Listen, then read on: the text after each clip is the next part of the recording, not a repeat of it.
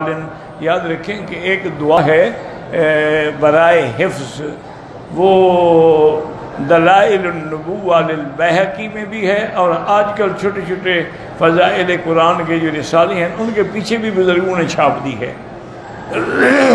وہ دعا ایسی ہے ماشاءاللہ جو حضور نے حضرت علی کو سکھلائی تھی رضی اللہ عنہ، اور فرمایا تھا کہ ایک جمعرات، دو جمعراتیں، حتیٰ کہ آخر حد 7 جمعراتیں ہیں، تم اس پر عمل کر لو تو پھر زندگی میں کبھی کوئی چیز نہیں بھولو گے۔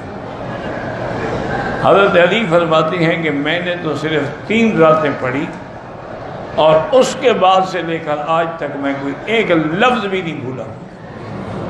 تو وہ جو لوگ قرآن پڑھ رہے ہیں، حفظ کر رہے ہیں، یاد کر رہے ہیں، یا جو طالب العلم ہیں، حدیثیں پڑھنے والے، دین پڑھنے والے، ان کو چاہیے کہ وہ دعا جو ہے کتاب لے لیں، ایسے تو یاد کرنا مشکل ہو جائے گا۔ وہ شروع ہوتی ہے اللہم ارحمنی بترک المعاصی ابدا ما ابقیتنی وارزقنی حسن النظر فیما یرضیک عنی اللہم بدیع السماوات والارض یا ذا الجلال والاکرام۔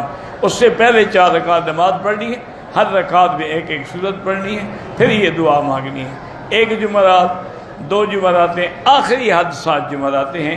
تو جو عمل کر لیتے ہیں نا جی، ہمارے ہاں تو مدرسوں میں پہلے اہتمام تھا، جو تحفیظ القرآن کے مدرسے تھے نا، تو استاد سب بچوں کو پہلے یہ دعا پڑھا، جمعرات 7 بیٹھ جاتے تھے اور پھر 2 3 بچے کھڑے کر کے وہ منزل پڑھ لیتے، پھر دعا پڑھاتے تھے۔ اس کا فائدہ یہ ہوتا تھا کہ وہ بچے جب حافظ بنے تو پھر الحمدللہ ان کو کبھی کچھ نہیں بھولا۔